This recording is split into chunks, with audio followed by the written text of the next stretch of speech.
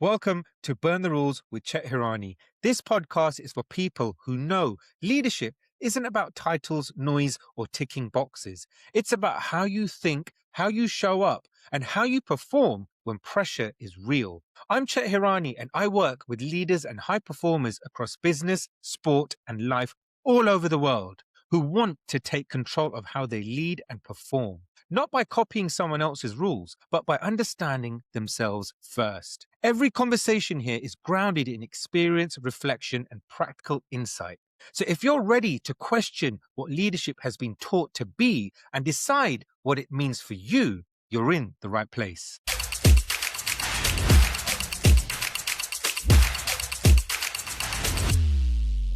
The title, the salary, the house, the holidays. The family photo that belongs on the front of a magazine.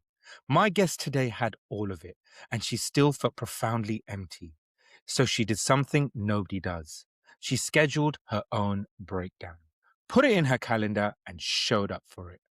Deepika Sandhu is a former Silicon Valley executive, a six-time award-winning best-selling author, and the founder of SoulSparks Press, a publishing house she built to over 106 authors in 21 months.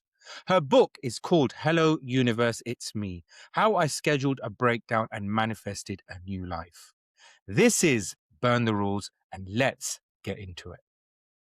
Deepika, welcome. You had a career in Silicon Valley that looked like everything success is supposed to be. The title, the salary, the house, the family, the holidays. And then you literally scheduled your own breakdown. I But did. before we get into that, right, what's actually on your mind right now? Ooh, I've been thinking a lot of leadership in the moments when things feel extra tight or feel extra stressful or when you're in a pressure moment. I've been thinking about leadership in those moments. So I can't wait to ask you more questions about that. Wow. Yes. Yeah. I'm looking forward to those sort of questions. I mean, I think it's about time I got a few questions asked as well, rather than me always asking the questions, right? But you know what? Appreciate you being here on the show as well. This is Burn the Rules, and we're going to be talking about Burn the Rules and what rules you've burned along the way, and just talk about everything that you've gone through to what you're actually doing now, and then some amazing, amazing things that you have been working on and the projects that are there. But let's talk about this. You are a high-performing Silicon Valley executive, right? For people who don't know that, who don't know that world, describe the pressure you were living inside there. Not the version that's actually on your CV, right? I mean, I'm talking about the real version. You know, I was the kind of executive in Silicon Valley that wanted all of my clients to feel like they were my only client. And as a result, I had very long term relationships with other notable executives in Silicon Valley, very notable companies, companies that are probably apps on your phone right now. They were my clients. And I was the one who got them to the floor of the US New York Stock Exchange, ringing the bell, helping them to become public entities and then to actually perform as public companies. So when I was in it day in and day out, and when you're trying to make all of your clients feel like they are the only client, it was a lot.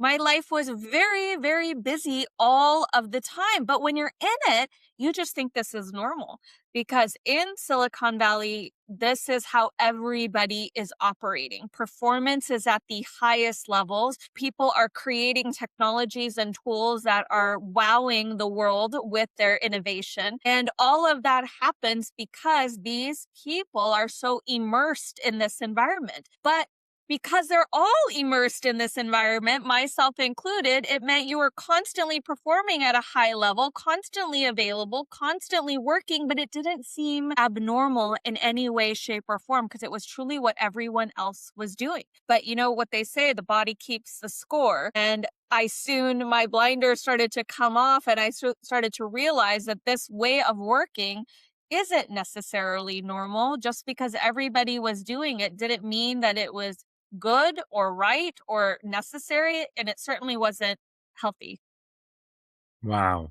Wow. And then, I mean, from basically just in that sort of a minute or so, what you've just basically explained, I was just picturing just this whole different world, right? Where, and you touched on something which is really important there, where you were doing things for the people Yes. continuously in that world. And that hasn't quite stopped, has it? And that's a continuous thing that you're actually doing at the moment, right? So you've then gone ahead and you've built something which is pretty much extraordinary. You've built SoulSparks Press and you signed the number I've got at the moment. I'm sure the number's probably increased as well. 105 authors in 21 months. Yes. Named CEO of the Year at the Unicorn Summit. By any external measures, you're as successful now as you were in corporate, Mm, but you describe the feeling completely differently, right? yeah. So, what's the actual difference there? What a great question. I think the difference now is I still try to make each and every one of the authors that are bringing their stories to life at Soul Sparks Press feel like they're the only ones. And I think most days we're pretty good at doing that. I think now the mission is so different. In Silicon Valley, the mission is to wow the world with technology, to bring great products to market, to create innovation. But it is also to make money. And there is a lot of tech bro culture there. I realized in my Silicon Valley career, I was working so hard day in and day out to make other people rich. And I'm not sure there was a greater, wider mission, at least in my experience, to what we were trying to do in those spaces. But today, when you ask me about Soul Sparks Press and what we are doing, I'm on a mission to spark 1 million souls. I'm on a mission to help people create impact through their words. I'm on a mission to cement people's legacy and their stories so that they can be the spark that changes somebody else's life out there. And I think when we are that mission driven and we're doing it for ourselves, you can't help but create something that feels so good. So, yes, objectively, I still work a lot. I'm not going to sit here and tell you I only work 20 hours a week and this is amazing and all of that. No, I still am so invested in the day to day of this business. And I want to be because doing this work and bringing these stories to life, we're changing the world. We're launching soul sparks everywhere inside of people's hearts and minds and giving them these incredible stories that are changing the way they view themselves and their own stories. And I find that incredibly powerful. Yeah, I mean, there's a really nice link to that as well in your world of Silicon Valley, where you were saying that you're doing things for the people, but then obviously people are there to make money. But now with SoulSparks Press, with 105 authors in just 21 months, I'm going to reiterate that again, right? Because that's a big number in a short space of time.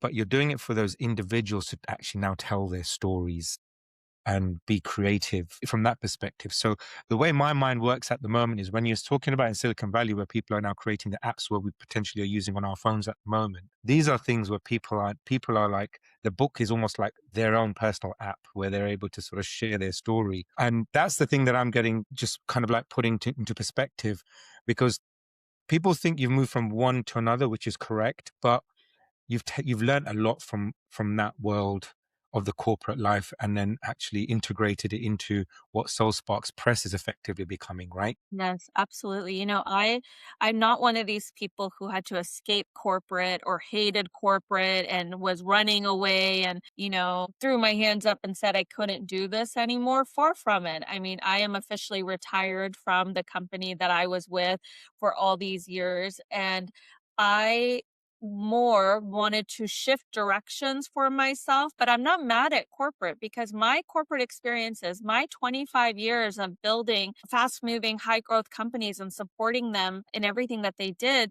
that taught me an awful lot, right? And a lot of what it taught me is how to grow quickly and still grow smart. So today, Soul Sparks Press is $1 million brand. We have 106 authors, actually, There we go. See, correction. and increasing every single day. And we are international. We have authors in Europe. We have authors in Canada. We have authors in the United States. We're about to sign our first author in Africa. And all of this is incredibly exciting. And, I'm speaking later this week at the Money Moves Summit by Run the World in Toronto, Ontario, Canada. And what's so exciting is I was just reflecting as I was preparing my remarks on what is success to me. In Silicon Valley, success was dollars and stocks, right? It was how much you had piled up in the bank. That was the only marker of success. But today for me, my success is the impact that I'm making, the profit of our company, and the lifestyle that we're able to live. Those three factors are my definition of success. And I took that definition from Ramit Sethi.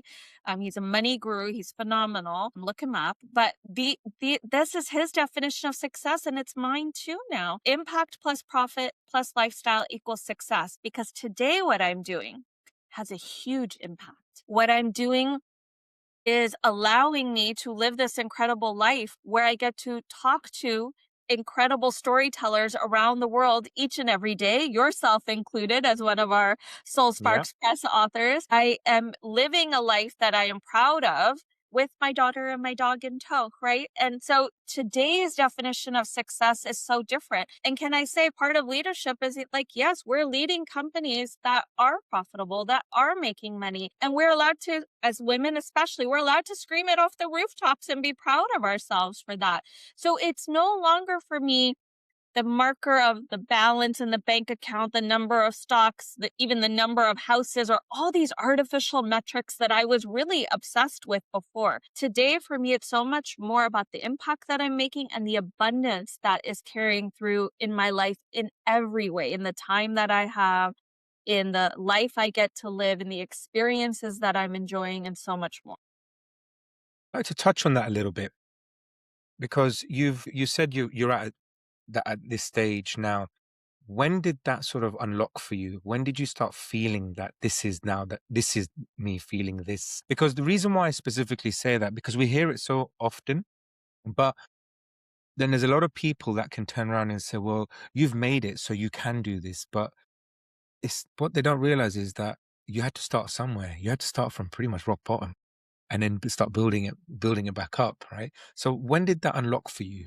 Well, I think in my book, Hello Universe, It's Me, and you mentioned this at the very beginning, I talk about scheduling a breakdown. Typical type A personality, extremely busy woman. I didn't have time to just break down on a random Tuesday or be like, Julia Roberts and Eat, Pray, Love and go off, to Italy or India or wherever she goes to go find herself. I had a young daughter at home and I needed to discover myself right in the confines of my own normal day to day existence. And I describe in the book taking this period of time off, which I do recognize as a luxury that I had the opportunity to do. But this was my scheduled breakdown to not work, to disconnect, to just focus on me and what I love and what I knew I wanted to lean into more for myself. And when I did that, when you're not rushing to the coffee shop, checking the phone and checking the messages and calling somebody and rushing to the next thing and doing the emails in line and barely have time to look the barista in the eye to say what you want.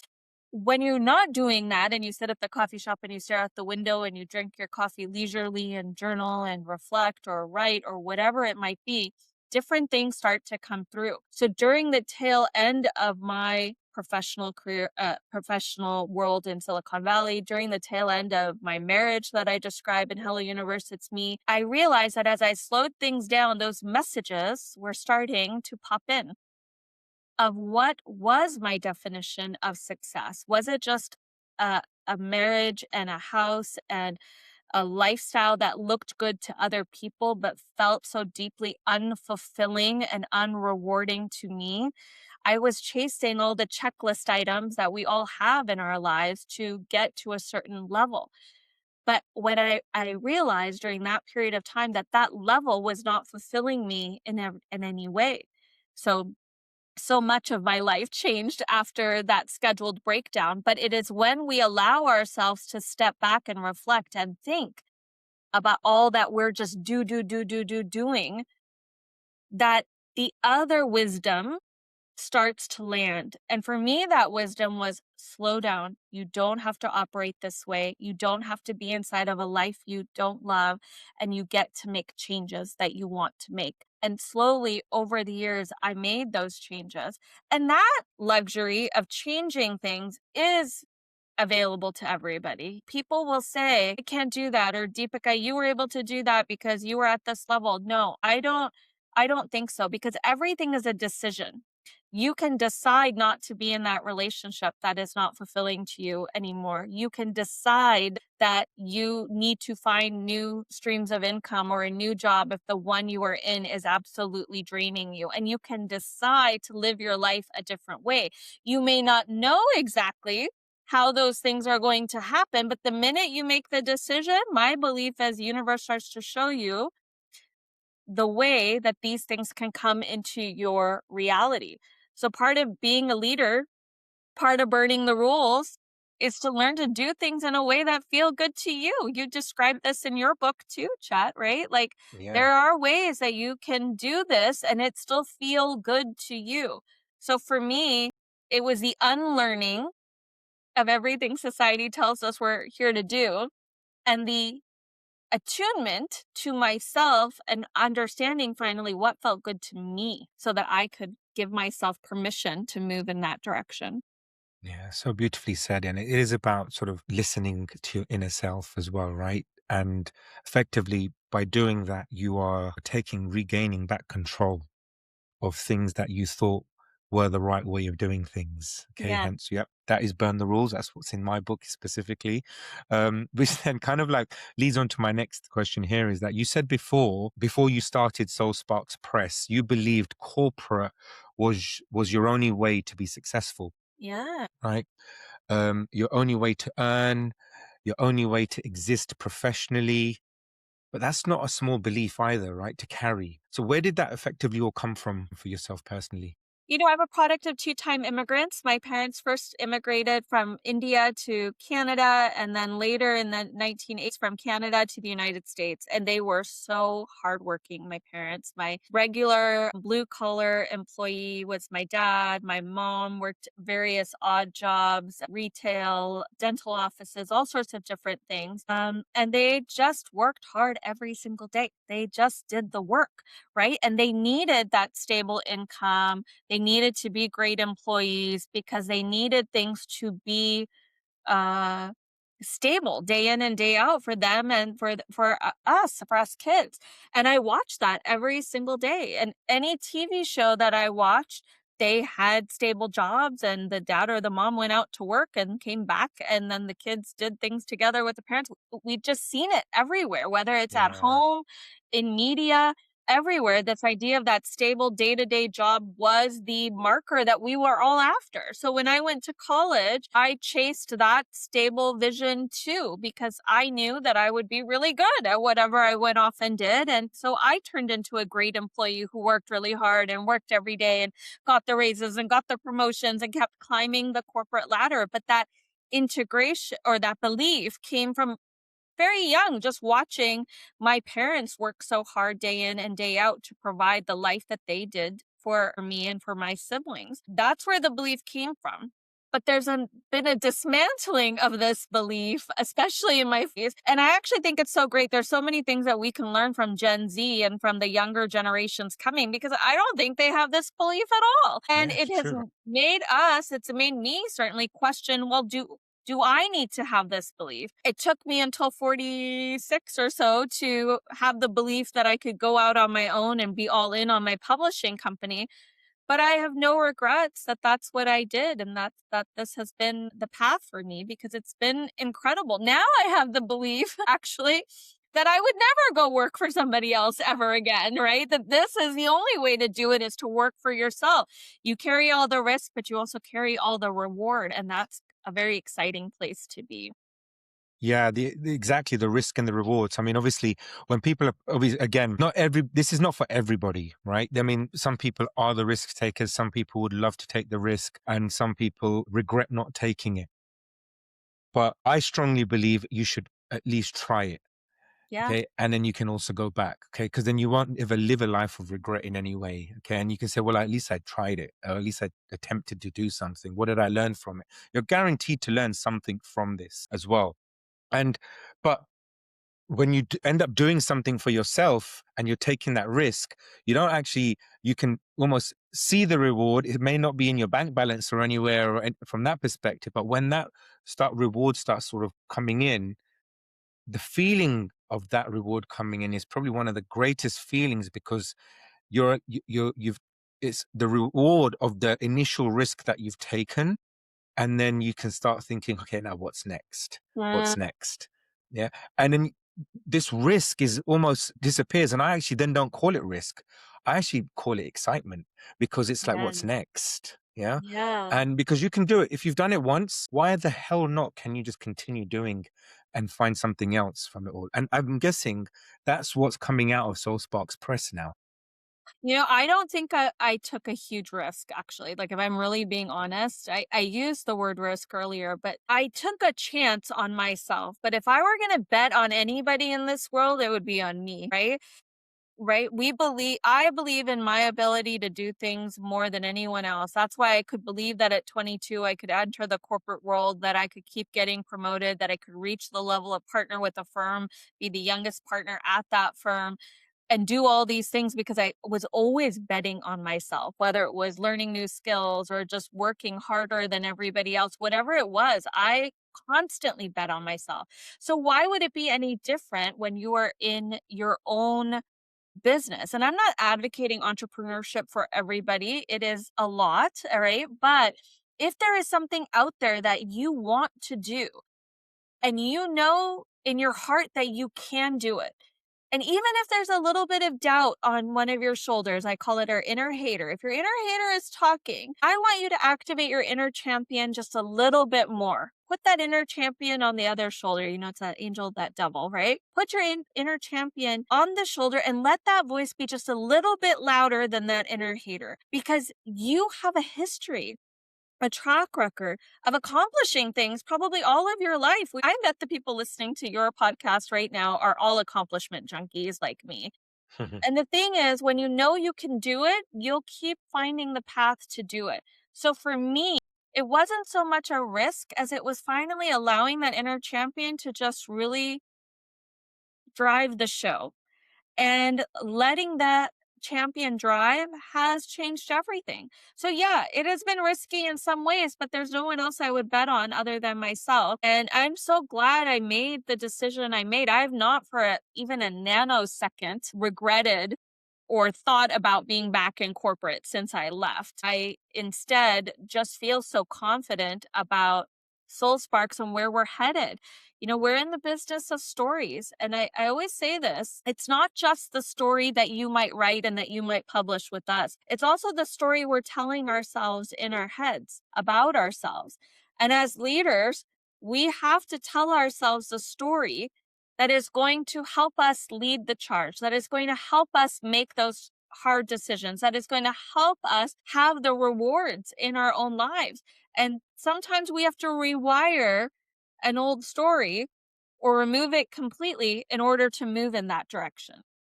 So true, so true. And the fact that I'm repeating myself again here is is the fact that you're still doing this for the people as well. And there's so many people. I mean, I for one, I mean, you coached and mentored me in so many different ways, and also helped me believe that I could actually even have a book. I mean, I remember our first conversation and I'm like, what? But you made me believe that there's something there, because you saw something that I couldn't see, and made me realize that. And here we are now, Burn the Rules Yeah. podcast, Burn the Rules book. It's Burn the Rules everything in my world at the moment. Not Yeah. I mean, just books, not yeah, just not books. just a book either. You Yeah. have an award-winning Yeah. best-selling book, There you go. Of course. Yes. and I love that the book has opened so many doors for you, whether it has been new clients that have come in, new opportunities, new Mm. speaking that you're doing, this podcast, so many different things that have come into your world. And this is what I tell authors who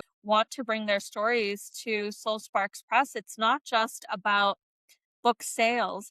it is very much about what happens when you learn to say yes to yourself and be open to the other opportunities that being a published author, a best-selling author, an award-winning author does for you. It has done that for me. It's done that for so many of our other authors. It's doing that for you. And it's been magical to witness and to watch. And thank you, Chet, for letting me bring your story to life. But also thank you for being such a great coach and mentor to me, too. This has been very mutual in terms of, the relationship back and forth. And I think that's part of burning the rules, finding mentors and finding friends and finding different people who support you in every aspect of what you do. I mean, that is just so important. So I'm so grateful to have you in our SoulSparks Press family, but also just so grateful to be connected with you on so many different levels. Thank you. In that case, this is a wrap. This podcast is done. Okay, there's enough. We don't need to carry on anymore. It's just a mic drop moment here. No, it'd probably be the shortest podcast in the world from my perspective. No, so I mean, thank you so much, and I am very grateful. But let's continue on that basis. So you burnt the rule of deadlines. Yeah, you prefer flow. And I'm going to push you back on this one a little bit, okay? Because you run a publishing company Yes. with 106 now authors, okay? Yes. Books have print deadlines, launch dates, distribution windows. How does flow actually work in a business that runs on timelines? For me, myself, I think having some direction on when something is due or needs to be done is helpful. But I'm in the Hmm. creative arts, right? I am in the business of stories, and stories don't write on a timeline, right? When you sit down to write, you know this as an author, and any other authors listening out there will know this too. You sit down to do something, and sometimes pages and pages and pages get written in one sitting, and sometimes you don't even get a paragraph out in the same amount of time. So We know it. our writing is a creative exercise, and it doesn't respond to force, it responds to flow. So for me, when we're in the writing space, I find it hard to give people deadlines or myself as a writer, because I am now writing the sequel to my book, Hello Universe, It's Me, and I'm a ghostwriter for other authors out there. I don't really respond to something having to be done on an exact date or an exact moment, because creativity doesn't work that way. Creativity is something so different. So, but to your point, in the business of books, there are dates and deadlines, but you know what? As much as we would love to meet those dates and deadlines, as much as we give that direction to our authors, it doesn't always work that way. And I truly believe books come when they are meant to come into this world. Your book came out last September. That was its time, right? But we have another author who started with you at the exact same moment that you started writing with us, and his book is coming out this June. And everybody has their space or time. His journey in writing took longer. Your journey took the time that it took. You also took a big gap in the writing to kind of rewrite and realign Yeah. your project. And so for these reasons, I find it hard to operate on deadlines. I much prefer to operate in flow, because there could be a moment where boom, boom, boom, it just comes out and it's ready early. And there could be moments where it's going to take the time that it takes. So this is something that was a big factor to untangle in my own life. But doing so has made things feel much better. Whenever you have a deadline, I think really ask yourself, how much does this deadline actually matter? How much does this really need to happen in this way? And could it happen differently? And I think the answer is oftentimes we've just created self imposed deadlines. It's like, oh, I have to get married by this date and I want to have kids by this date. Well, do you? Do you really? My life didn't operate on any of those deadlines, and I had all of those dates in mind. And True. life had a different answer. And I think sometimes when we can flow with it, magic can unlock for us. Yeah. You can go much deeper in that actual word of the word deadline, right? I Yeah, think it like, are you shouldn't. going to die if you don't meet the deadline? I mean, where does this term even come from? I'm not sure. Exactly. I think it shouldn't even exist, to be honest. It's like, well, if you can't meet the deadline, what do you actually do? You just move it forward, right? Yeah. So like you move with the times. Yeah. So it's not going to stop. And that's the important thing that we should all realize. I think we've just basically been born and brought up with this term that over time you realize, hold on a minute, this actually doesn't make sense. Yeah. And again, this is what I talk about in the book as well, is things like deadlines, especially deadlines here. Is that why you're allowing something like a deadline to control everything else that you're doing? Yes. Burn that thing, honestly. It shouldn't exist. But that being said, so with everything that we've spoken about so far, what do you know about yourself now that you couldn't have told me 5 years ago, for example? Well, I don't think 5 years ago I thought I would be running my own company. I don't think I had any idea of that. And this is why I say, in my spiritual world, I say universe, source, creator, God, whatever word you like, sees more for you than you see for yourself. And so even the whole way that SoulSparks Press came into existence, it was not with some big business plan or some strategy or anything like this. It was a conversation with somebody about a book that I thought they should write, but I was just speaking as a friend, and they turned to me and say, "If you write it with me, I'll do it." And I said, "Let's go." And that was the start of this company. There was no grand plan for how this was going to happen, what to charge, who was going to do all the steps involved in the book process. None of that was in existence, but it just all happened. So 5 years ago, I wouldn't have known any of that, that I could not only do this, but I could do this at a big scale. I could build $1 million brand, and I could do it in record time and be one of the fastest moving growing publishing houses in North America. That's not something I would have even imagined for myself. So this is why I always say, when we're so busy in the hustle and the grind and the do of every day, we can't even create the crevices of space within ourselves for something new, like your own business, to pop in, because we're not even giving it space to germinate. We're not even giving it space to grow. But because I was in a different headspace 5 years ago in my own life, and I'd taken out so much of the noise in my life, I could let an idea like this start to percolate and start to land. So here we are now. Yeah. So yeah, I mean, it is that there's a lot that can sort of, even when I said 5 years ago, there were things already in place that you didn't know existed, and it kind of just like formulated over time.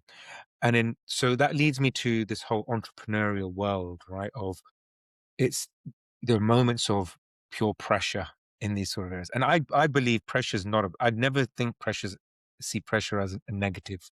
I always think that there's something good about pressure because there's a reason why it should be there. But you said you're in constant pressure moments as an entrepreneur because you're building this empire. Yeah, Yeah. and I'm going to call it an empire because it feels like an empire to me because I'm connected to it as well. Yeah. But can you give me one specific moment in, like, let's say the last year where the pressure was real, okay, and you genuinely didn't know if it was going to work?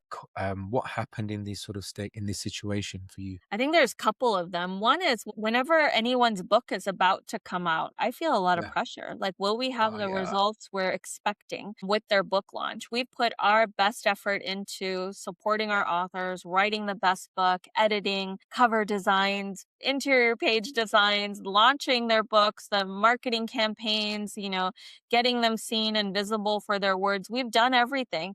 And then the day comes, and it's really like you have to surrender and give up control and say, okay, let's see what happens. And then you get the click, click, click, click. People are buying, and that is really exciting, right?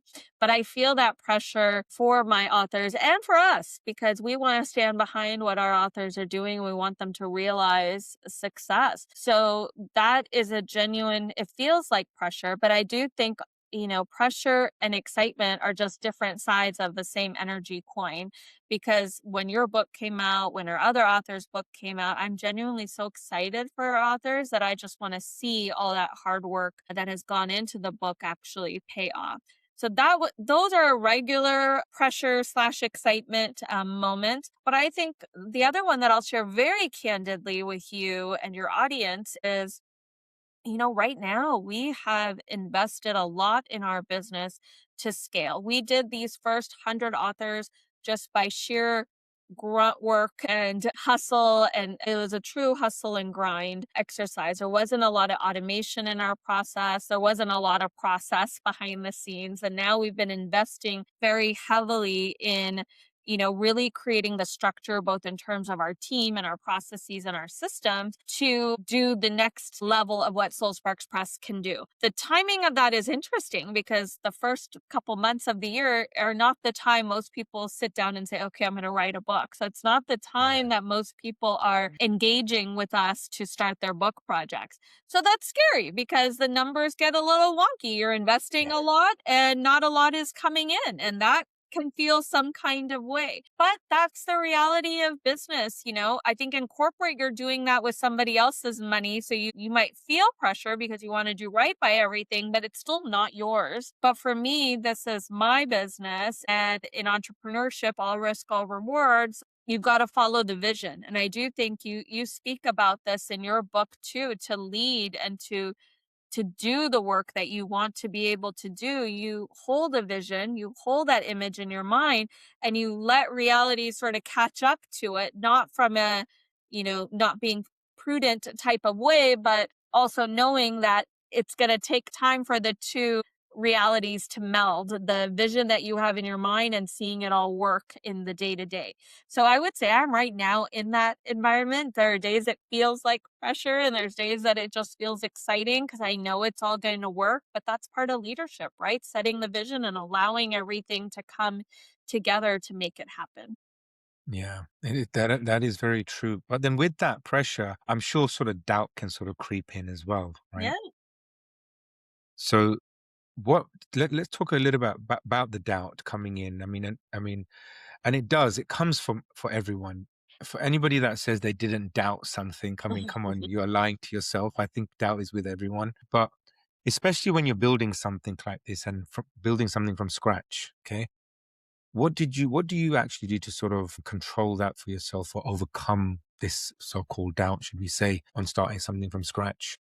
I talked earlier about our inner hater, and that voice on your shoulder can be very loud sometimes. And it's true, whether it's in business, in a relationship, if you're studying for an exam. I mean, it comes up in so many different ways. I think for me, the number one way that I quell doubt is I'm a big journaler, right? So I will write out my worries and my fears, and then I'll flip the script on it, right? I will change that into writing out that those worries and fears transmuted into the best possible outcomes for me. So I'm constantly writing, not surprising for a head of a publishing house, I suppose, the way I would like things to go for myself. So that's one. That's just part of my normal morning routine. I sit in silence, I sip my coffee slowly, I journal, and I am in this moment of silence in a really powerful way. But my other way is you got to surround yourself with great people. And I am surrounded not only by a great team, but great colleagues and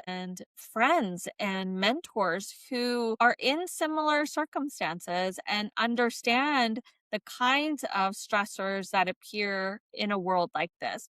And when you've got them to talk to and you've got them to bounce ideas off of and you've got them to pump you up on the days that you feel not so great, I mean, that really, really does help. And I think the third thing is I don't let my inner critic drive the car. My champion is driving the car. The critic is around. Like, so we're not going to lie. The critic doesn't fully ever go away, but that inner hater moves from the passenger seat to the back seat. And sometimes I lock it in the trunk, right? But those are probably the three things for me that most help me manage what is doubt. I will say this, I just heard this morning. We're humans having a human experience, and some degree of the nerves and the doubts and the fears. This is normal to experience. I think we get this from social media that somehow the most successful people in the world are completely zen all the time and just so, even keel. And maybe they are more times than they're not. But part of our human experience is that we are going to feel this. If you've got a lot going on, you have a lot going on and that might feel some kind of way. But how do you balance those feelings with other feelings, right? That can come and neutralize the ones that you don't want to have as much of. It's true. And you kind of when you talked about the Critic moving from different places in the car, you just don't ever let it drive. That's right. Yeah. Okay. Don't ever let it in the driver's seat either. And you also mentioned about sort of being surrounded by great people, support, having a great team.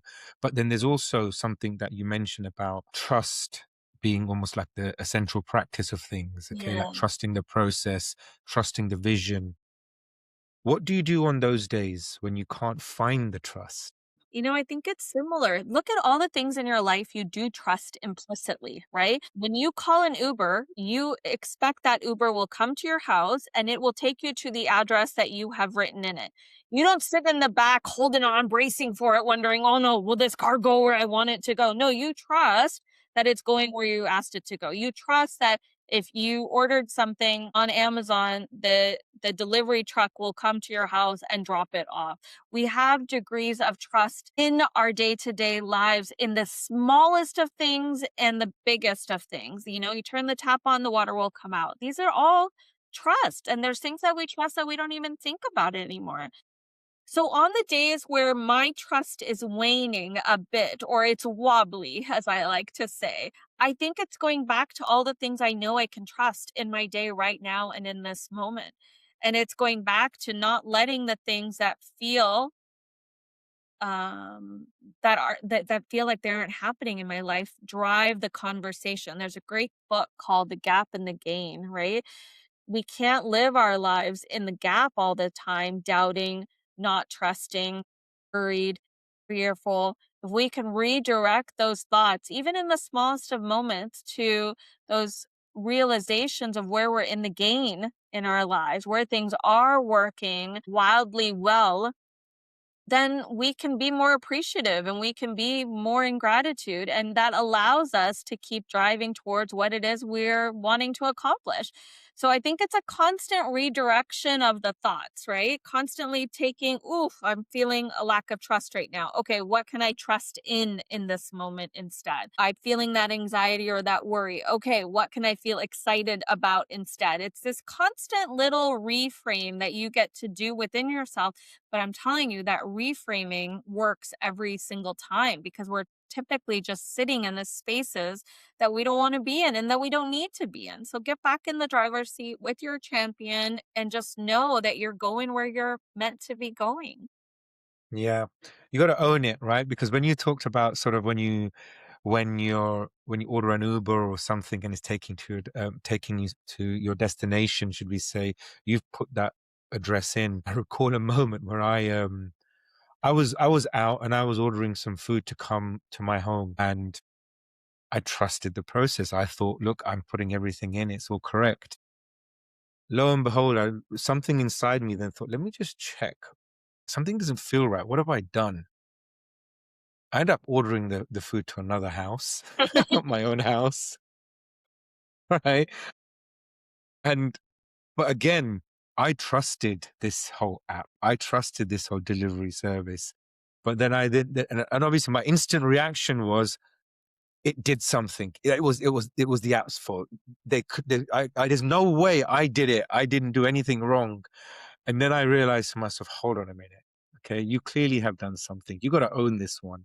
I was on the phone or on a chat to this delivery service going, you got this wrong. You need to basically now resend the order to my house.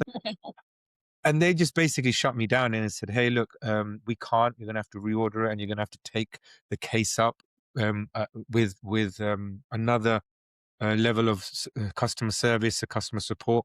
And then I just thought to myself, hey, I really don't have the time for doing this.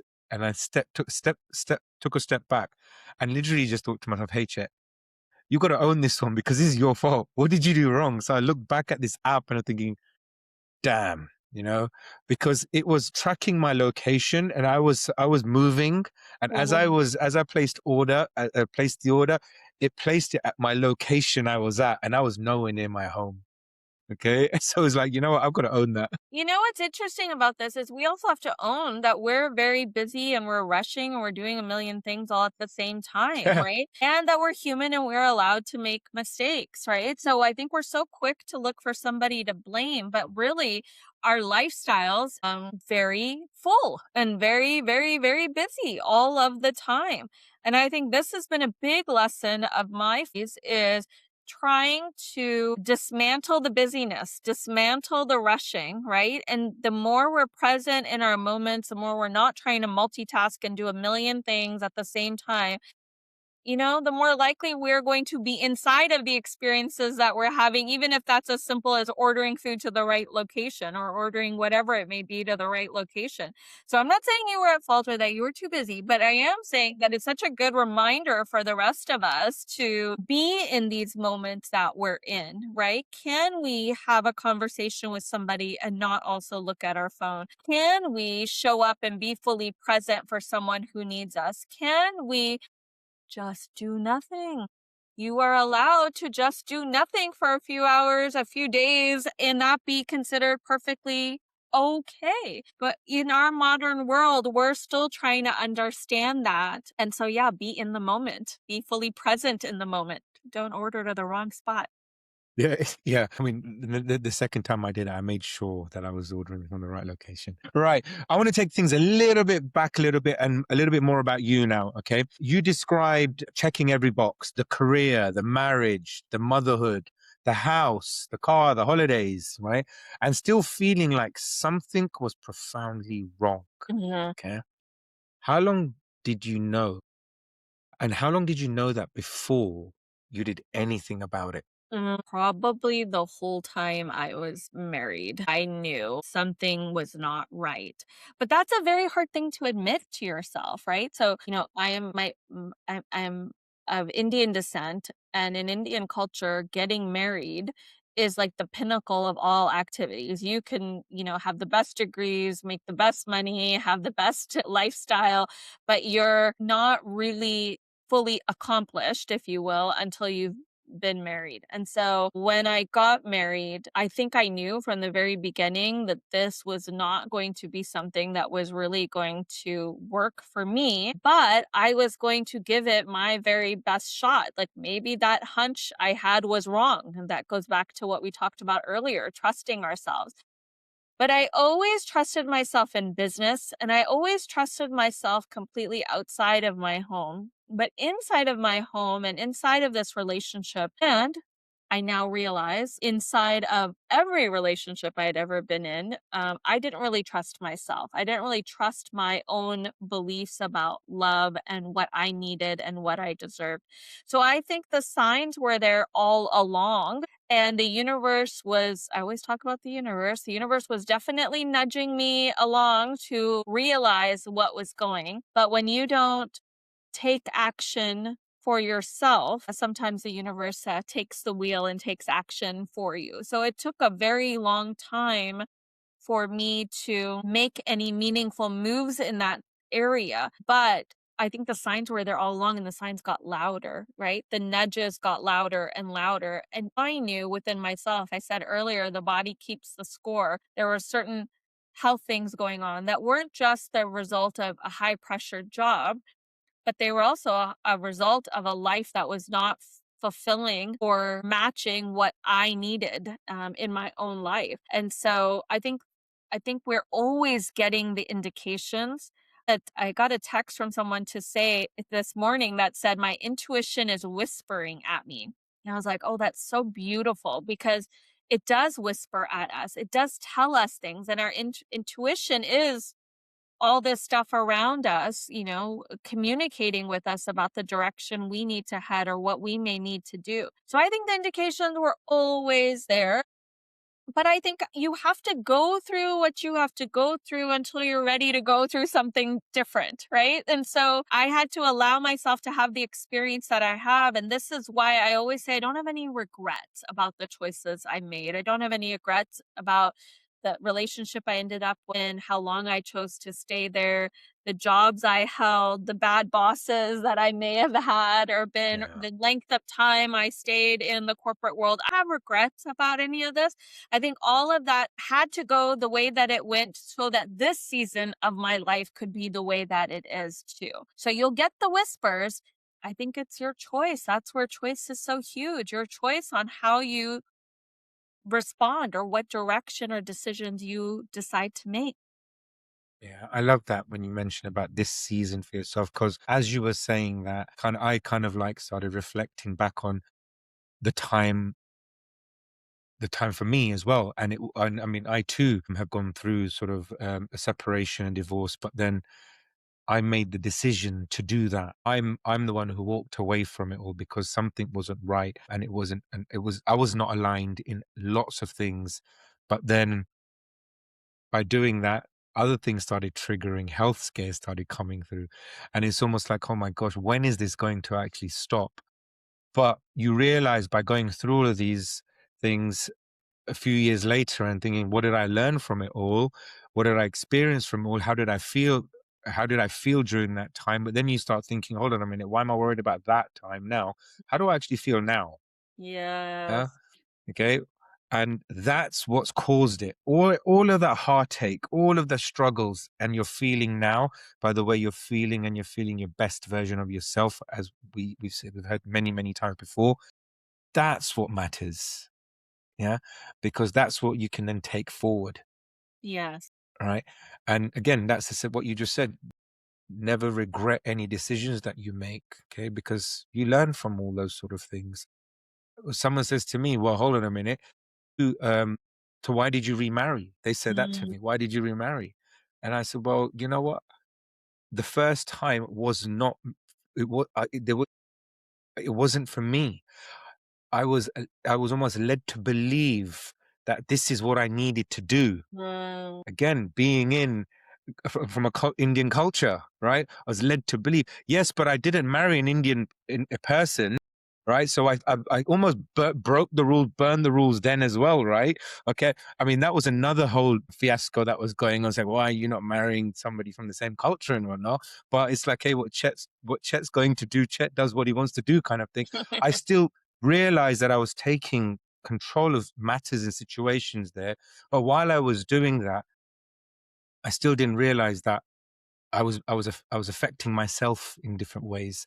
And you learn all of these sort of things. And then when now they say, why did you get married now? I say, hold on a minute. It felt far more better now than it did then. And I've learned so much more from it all. mm. Even creating a business, I had multiple failures of businesses, right? But then you just keep going. You know what I think is so important about what you're saying is that life is going to keep lifing, right? And it's not Mm, always going to be smooth every single time. So it's not like I've landed in some beautiful pastures with daisies and this green grass and I'm running around in a white flowy dress and ta-da, life is amazing. Life is still lifing. Things are still happening every single day in your life, in my life. But it is how now our experiences have informed the decisions and choices that we're making today and how we respond to all the different ways that life is coming at us now. Life doesn't stop doing what it's doing, but we have changed enough or can approach the situations differently enough to live in them in a way that actually feels so good to us today. So yeah, you were married and now and maybe even at the time you thought I'm not going to get married again and you meet someone and you do and that's great, but that doesn't mean that even today in your day to day you don't have the typical back and forth married things that just happen, right? But you're a different person, she's a different person, and you respond to life differently now. And I think the same is true for me. It's not like I left this marriage that I was in for this long time and now I found my new love and I found this. But you know what I did find? I found me and I found who I wanted to be in this life. And I found a rhythm that I enjoy in my life. And that rhythm has allowed so much else to unfold in my life in a way that it couldn't before.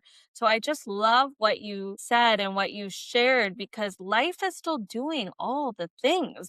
It's who we are as we show up in that life. And you don't need age to gain that wisdom, but you do need perspective and you do need insight and you do need to trust yourself, right? You do need to have faith in yourself. You do need to let your inner champion be in the driver's seat more times than not. All the things that we've talked about here together. So, I just love that you shared that because these are those moments. It's not like suddenly we got to this age and we got this wisdom. No, it's how we chose to live through it and to use that to our next level. Yeah, yeah, and it is and it is a rhythm.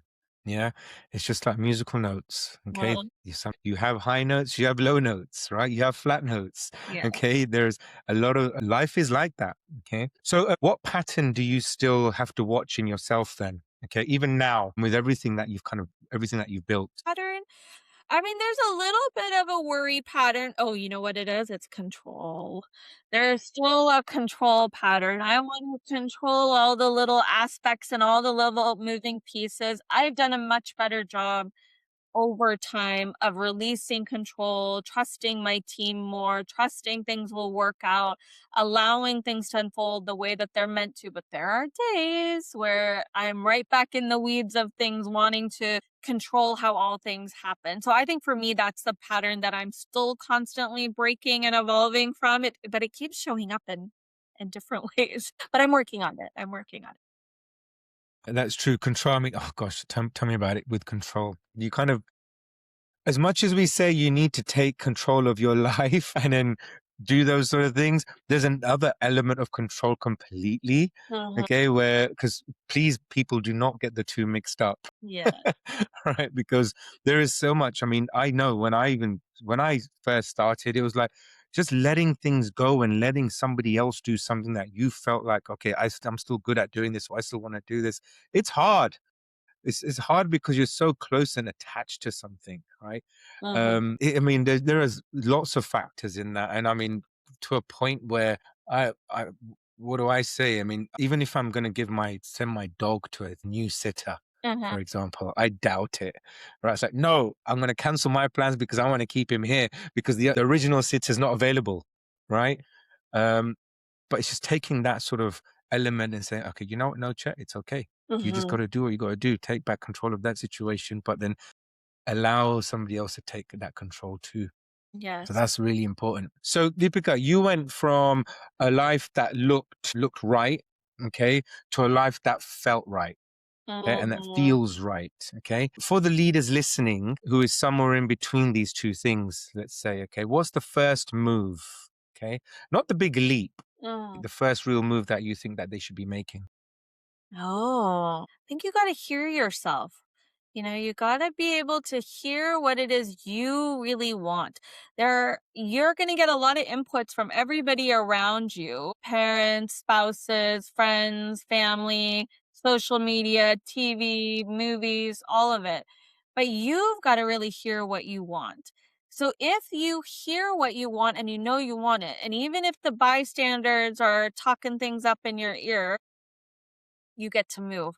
But I think be clear about what you want, not what you think is the best move. We see this a lot in Silicon Valley, actually. I mean, the leaders and the visionaries who were so laser focused on an idea that they knew were going to change the world, they just lasered in on that and they did that.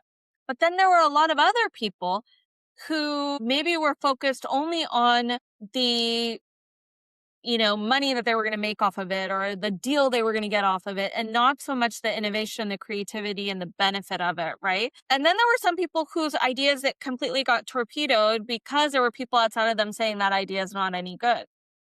I think if you have the conviction within yourself of what you want to do and you're doing it for all the right reasons, then you got to go for it. But you have to be quiet enough to listen for what it is you truly want to do.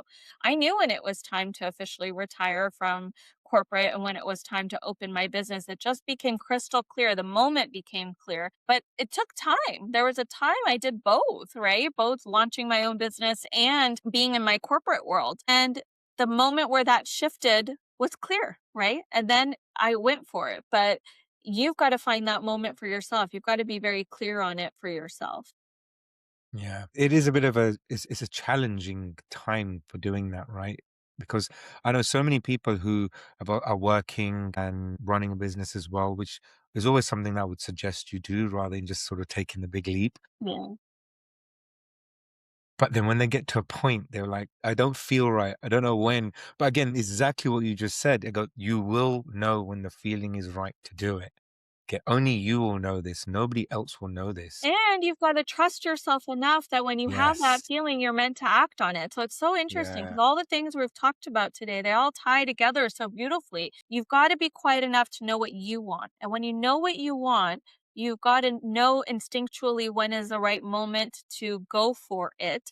You also have to know what going for it means for you. Like we just said, it may not mean burning one thing and going to the other. It may be doing things in parallel, maybe doing multiple things in parallel. But it's trusting yourself to know that what you're hearing for yourself is what you really want to and need to do. Yeah. Unless you're in my case where I always wanted to kind of like start my own and leave work. I got made redundant. So I had no choice. What happened? What Yeah, happened? but Yeah. it happened. I mean, but again, that's when I made the decision and I realized, and I was like, hold on a minute. There's a reason why this happened. Mhm. Okay. And I then went back and spoke to HQ, which is my wife now, right? And I said, this has just happened. And she basically gave me a year. And that year is now turned to multiple years. And I'm not looking back. So, you know what? Things work out. And yeah, everything happens for a reason when you want it to. Absolutely. So you talk about writing your story as an act of transformation. So I'm going to take it back to writing for your book, okay? But not just for the readers, but for the author as well. Okay. But why does putting your experience into words change something that's just thinking about it? Sorry, let me ask that again. Why does putting your experience into words change something? Okay, that's just thinking about it when it doesn't. It's such a great question. When we write, and this is true whether you're journaling, writing out affirmations, writing an article, writing a caption, all the way through to writing your own book, when you actually take the time to write it yourself, you are moving into that experience more fully. You are able to, especially with the kinds of books that we publish at SoulSparks Press, where they're memoir, leadership, inspiration, self help, motivational. These books are you bringing your point of view to the page, but through the lens of your own experiences. So when you talk about your own redundancy at your prior company, you have that story in your book. And the way it might feel when you're going through it is quite different than it feels when you are reflecting upon it. Because in the moment, whatever it might be, a breakup, getting looked over for a promotion, being made redundant, losing a job, whatever it may be, in the moment, there are a lot of heightened emotions and feelings and noise around it too. But when you write your story, you're giving those past versions of yourself so much grace for everything that you may have been through. And you're doing so with the benefit of perspective. This alone transmutes those experiences that you had into something that is going to be inspirational, inspiring, motivating to other people out there as well. What I have found most remarkable about people writing their stories with us, and I never knew this would happen when we started, is that as people were writing, it completely clarified their businesses, their clients, their goals, their desires, and it transported them to some other level through the writing. So when you write, when you literally let things come out of you and onto a page, you are allowing those experiences, those feelings, those insights also to transmute onto a page in a way that is going to help other people and help you. And I have found that absolutely remarkable to do. We are in a day and age where we're all writing content and posting and look at us and see what I'm doing. And that's great. That's also a form of self expression. But to take all of that and convert it into something that is going to tell a story and tell the nuances and depth of your story, that is highly transformative both for you and the reader, because we live in a world where we're used to the instant swiping and the liking and the this and that without ever really understanding what's behind that photo or what's behind that moment. So that's what I think about stories. Stories have this power to create something so much bigger within you. and I know you're not asking me about this, but I'm going to tell you, is that many people come to me and say, well, can't I use AI to write my book? And I know that AI is here to stay. And I know that AI will have many incredible uses in our world. No question about that. But I think when it comes to your own creativity and your own story and getting that story out into the world, you don't want to do it in an artificial way, right? I don't need an artificial tool to create that for me because guess what I get? I get an artificial result. If I want to do something, anything in a way that is aligned, truthful, authentic to who I am, then it is okay to actually do the work to get yourself there and to write it and to trust yourself and believe in yourself that you, with the right support around you, can get it done. So that is the power of stories. It allows us to bring through the insights, the perspectives, the lived experiences that are going to change your life and change somebody else's life in a truthful and authentic, non artificial way. Yeah, that's beautiful. And to also to add to that, once you have created your story, you have thousands and thousands and thousands of pieces of content on there as well, which is authentic as well, Well, right? that's the big side benefit that I think nobody thinks about. You're about to get 50,000 words of potential content, and Chet, you have done like a Yeah, phenomenal job of continuously sharing your book and snippets of that book. I mean, it has generated nonstop content for yeah, you, which has been really exciting to watch and to see. But that is exactly what a book does. It creates so much more than just a book. And that is what I hope everybody learns and discovers as they start writing their own. amazing, amazing. Right. So before we wrap up, going to Yes. play a quick game. It's called 10 and Done. Okay. Okay. So it's 10 questions, short answers, no thinking, and you're allowed one pass. Okay. All right. Okay. Yes. But look, try not to pass. Okay. We want the right answers for it all. Okay. So here we go. You ready? I'm ready. Let's do it. Okay. Question number one. First 30 minutes of your day, what actually happens? Coffee, meditating, journaling, Nice. Number two, most overrated word in leadership right now. alignment. Not my favorite word right now. I used it during this conversation. Not my favorite word. Number three, a rule everyone follows that you think is wrong. Deadlines. Not believing. Number four, best investment you've made in yourself. Mentorship, coaching, being in the spaces where there were people like me that I could learn from. Number five, book that changed how you think. Many of them, too many to name, but one would be Many Lives, Many Masters. That's all about the interconnectedness of people in this lifetime and other lifetimes. But from a business perspective, I think Gap versus the Gain is just excellent. Excellent book. Nice. Yes, gonna go look those up. Number six, what do you never compromise on? If I'm not thinking, I was gonna say my own style and the things I enjoy, like my creature comforts. I don't compromise on those. Number seven, biggest myth in your field. Is that no one will read my book. Number eight, what are you currently trying to unlearn? Control. We talked about that. Just really Yeah, letting go of control in every aspect. yeah, good. Number nine, one word your toughest critic would use about you. That's hard. My toughest critic would use about me, maybe she moves too fast. I'm pretty fast moving. Not a lot of people can handle that. So Yeah. And the last one, number 10, what's the next version of you you're working on? so many next versions of me, but I think really stepping into my personal brand, not hiding behind SoulSparks and my authors Hmm. anymore. So that's really me stepping into Deepika, the businesswoman, the inspiration. There's so much happening in that space in 2026. I can't wait to share it all with everybody when it happens.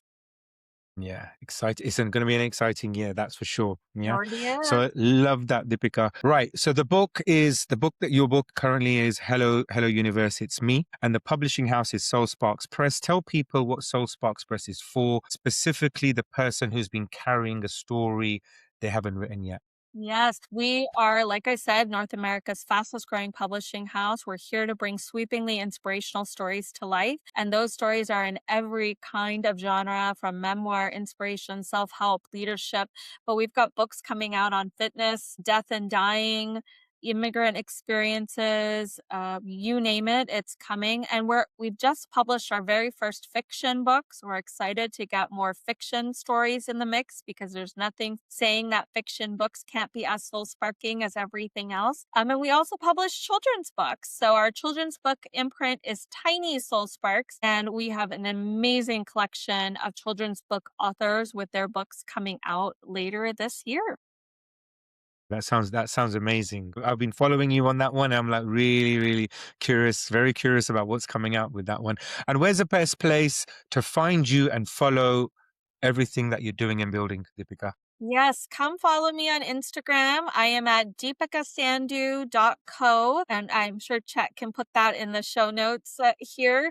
You can also follow SoulSparks on Instagram at SoulSparks Press. And yeah, come follow us, come hang out with us. You'll see all our links there to everything that we're doing, the events that we host, how to come write with us, publishing, all of it. So it's all there. Yeah. And all of that information will be available on the show notes. And one last thing before we go, what's the one thing you want a leader listening to this to do differently from tomorrow? Change the story that doesn't serve you anymore. Change the story that doesn't serve you anymore.